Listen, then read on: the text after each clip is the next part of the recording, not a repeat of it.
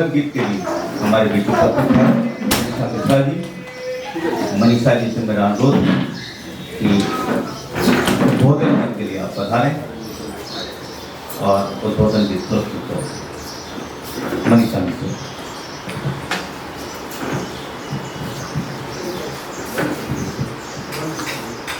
बहुत बहुत धन्यवाद सर हमें आमंत्रित करने के लिए। सभी को हमारा नमस्कार।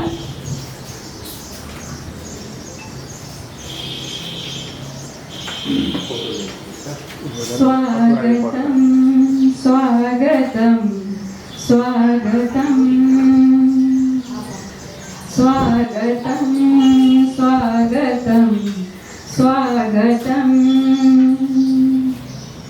स्वागतम स्वागतम स्वागतम स्वागतम स्वागतम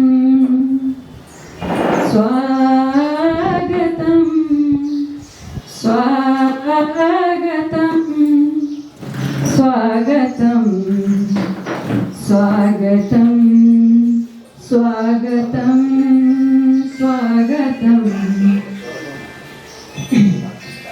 आइए पधारिए हमारे मेहमान, आइए पधारिए हमारे मेहमान, प्रेम से स्वीकारिए हमारा ये सम्मान, प्रेम से स्वीकारिए हमारा ये सम्मान। आपके दर्शन से हमको सुख मिला अनुपम। स्वागतम स्वागतम स्वागतम स्वागतम। आपके शुभागमन से धन्य हो गए हम, धन्य हो गए हम। स्वागतम स्वागतम। आपके शुभागमन से धन्य हो गए हम, धन्य हो गए हम। आते रहिए बार बार मिलते रहिए आप, आते रहिए बार बार मिलते रहिए आप।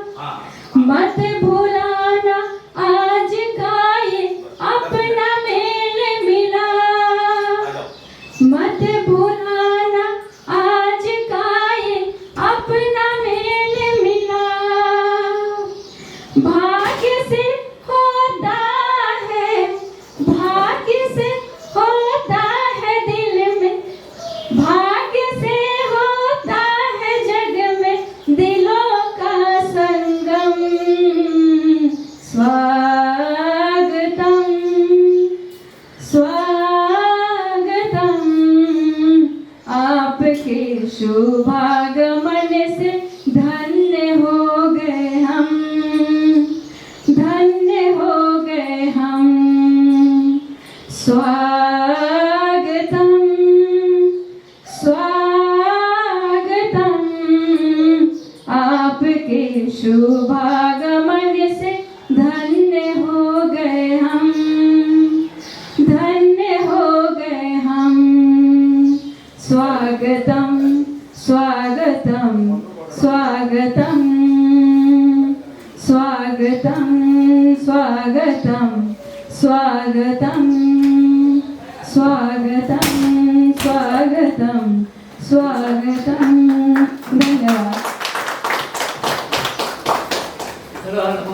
आपके स्वागत गीत से मनीषा जी लोग भी धन्य हो गए। तो एक बार जोरदार तालियों से आप मनीषा जी का स्वागत करें। इतने सुंदर ढंग से उन्होंने स्वागत गीत आप सबके लिए प्रस्तुत किया। हमारे बीच सिक्किम की पहाड़ों की वादियों से पधारे हुए हैं जाने माने साहित्यकार अमर बनिया लोहारो जी। मैं चाहता हूँ महेंद्र सिंगल जी उनका सम्मान करें। आ रहे हैं।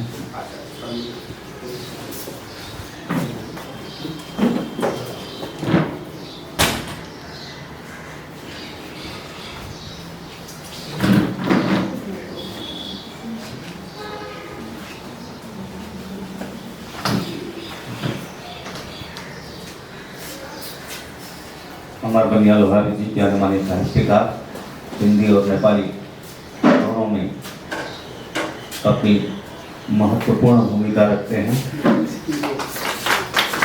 और सुबह ही देखिए साहित्य के प्रति ये लगाव है कि सुबह 4:30 बजे उठकर ये लोग यहाँ पहुँचे हैं, क्योंकि रास्ते की स्थिति बहुत ठीक नहीं कही जा सकती। इसके बावजूद इनके अंदर जज्बा है, इनके जज्बे को मैं सलाम करता हूँ।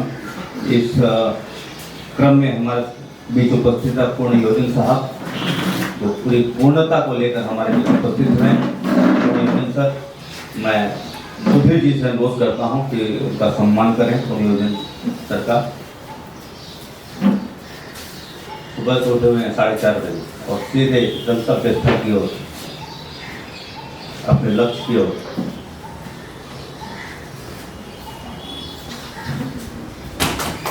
इस क्रम में ललित जी जो जाने माने कवि हैं हमारे बीच उपस्थित हुए हैं। मैं चाहता हूं कि पांडे जी उनका सम्मान करें। ललित जी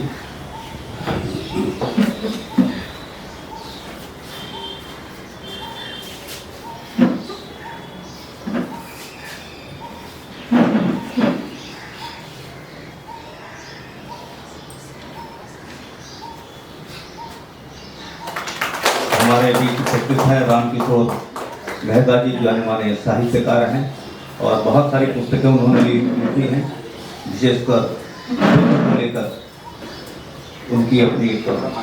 मैं आरपी सिंह जी से अनुरोध करता हूं कि उनका सम्मान करें।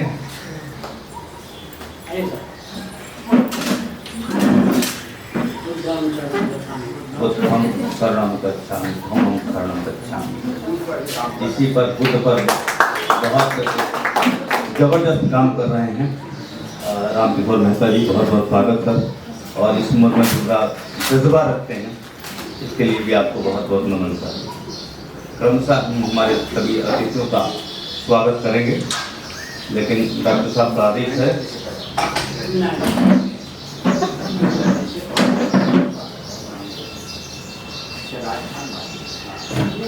हमारे बीच विशेष अतिथि सिराज खान साहब उपस्थित हैं। मैं सुंदर जी से अनुरोध करता हूँ कि उनका सम्मान करें। ये अच्छे कहानीकार हैं और आज हमारे बीच उपस्थित हैं। बहुत बहुत खुशी का पल है।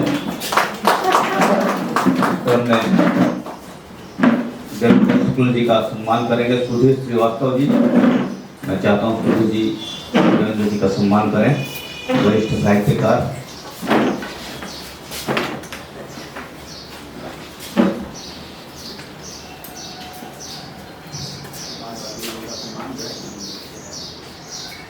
डॉक्टर ओम प्रकाश पांडे, जो विशेषकर दोहों के क्षेत्र में उन्होंने एक महारत हासिल की है। मैं महेंद्र सिंगल जी से अनुरोध करता हूँ उनका सम्मान करें।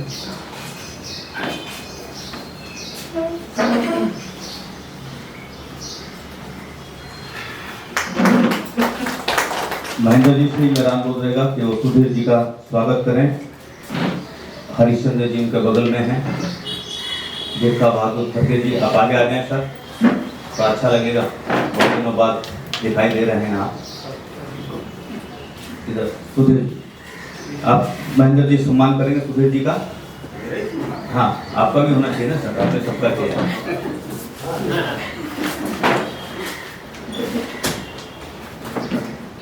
इस क्रम में मैं सादर अनुरोध कर रहा हूँ हरिश्चंद्र जी का सम्मान करेंगे महेंद्र सिंगल जी।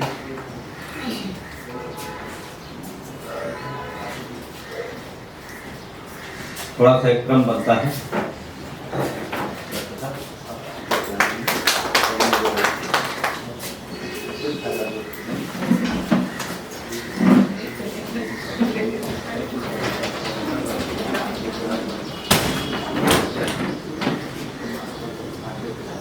हमारे हमारे बीच श्रीवास्तव जी उपस्थित हैं। मैं महेंद्र जी से अनुरोध करता हूँ कि उनका सम्मान करें। श्रीवास्तव जी भारतीय तेल निगम में एक बड़े अधिकारी रहे हैं और बहुत सारी सेवाएं देश को दे चुके हैं। हमारे बीच उपस्थित हैं। बहुत बहुत सम्मान सर आपका।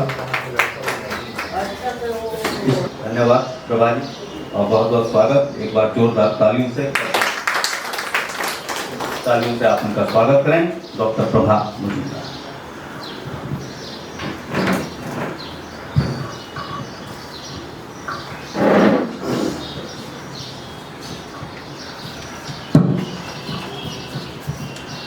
नमस्कार।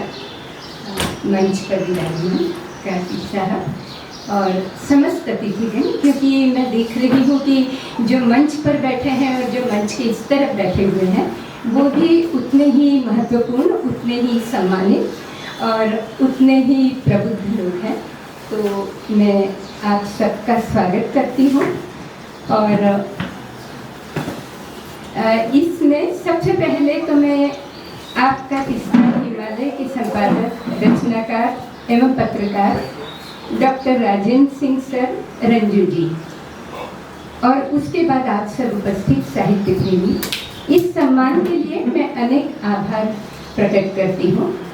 ये आभार मेरे लिए एक औपचारिक शब्द नहीं है।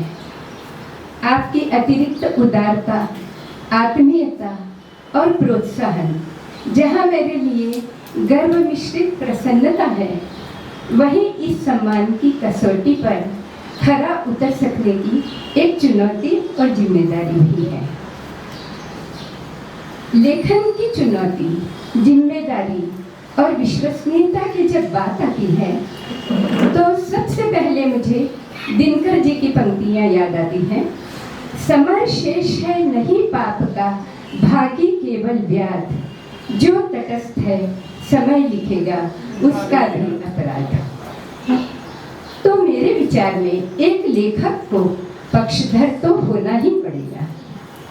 ये पक्षधरता कोई किसी व्यक्ति, समूह, धर्म अथवा वर्ण के प्रति नहीं, वरन मनुष्यता से जुड़े सरोकारों के प्रति होती है। और आज के मौजूदा दौर में मनुष्यता के प्रति यह प्रतिबद्धता न केवल चुनौतीपूर्ण है बल्कि इसके अपने खतरे भी हैं। शब्द की सत्ता और महिमा इन दिनों या तो नैपथ्य में मौन साधे खड़ी है या बाजार की चकाचौंध में अपनी उपयोगिता तलाश कर रही है।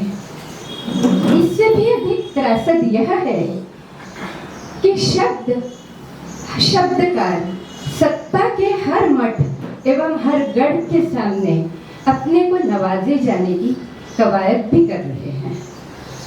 विश्वसनीयता का यह एक गहरा संकट है जिससे पार हमें, रचनाकार को ही जिससे हमें पार पाना होगा।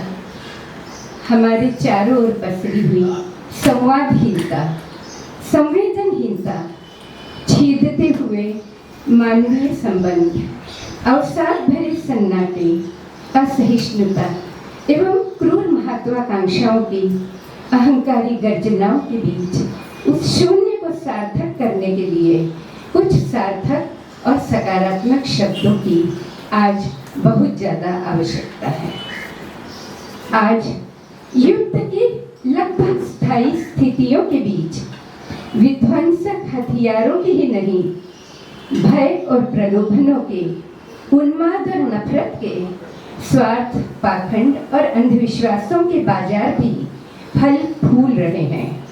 विश्व विजयी होने की महत्वाकांक्षा मानवीय गरिमा और अस्मिता के लिए ही नहीं, समूची मनुष्यता के लिए भी एक बहुत बड़ा संकट बन गई है। एक रचनाकार के तौर पर ही नहीं, सजग नागरिक होने के तौर पर भी विगत दशकों में बदलते हुए सामाजिक सांस्कृतिक परिदृश्य को मैंने गहराई के साथ महसूस किया है। संवेदनहीनता से भी अधिक संवेदनाओं के विभाजन ने मुझे डराया है, जहां नाम एवं आस्था के आधार पर किसी को दंडित यह पुरस्कृत करने का चलन सामान्य होता जा रहा है। प्रश्न पूछने, असहमति दर्शाने को राष्ट्रद्रोह करार दिया जा रहा है। ऐसे में निश्चित ही मनुष्यता के पक्ष में उठे कुछ मनुष्य या कुछ समूह ही सही इतिहास के हर दौर में मौजूद रहे हैं। एक रचनाकार के रूप में तमाम विपरीत हालत में अपनी सोच, विचार एवं संवेदनाओं की जमीन बचाए रखने का मेरा भी एक विनम्र प्रयास एवं दायित्व है। एक बार फिर आपका स्नेह, प्रोत्साहन और ये पुरस्कार पाकर मैं अभिभूत हूँ। ऐसे मौसम में जो इतने कष्ट सहकर भी आ सके, उन सब की उपस्थिति के लिए कृतज्ञ हूँ। आपका ये सम्मान सर माथे पर, लेकिन यहीं पर एक निवेदन भी करना चाहूँगी राजेंद्र प्रताप सिंह सर और रंजू जी। आप वर्षों से अथक प्रयास कर रहे हैं अपने साहित्यिक क्रियाकलापों से जन चेतना और जनहित की दिशा में, और मैं जानती हूँ कि इन प्रयासों के लिए तन मन धन सब की आवश्यकता होती है। अतः पुरस्कार की नकद राशि पूरी विनम्रता के साथ मैं इन्हीं प्रयासों के लिए अर्पित करना चाहती हूँ। मुझे उम्मीद है कि आप इसे अन्यथा नहीं लेंगे, आप मेरी भावनाओं को समझेंगे। ये मेरे लिए बहुत खुशी और बहुत सुकून की बात है। एक बार फिर आप सबके प्रति बहुत बहुत आभार। नमस्कार।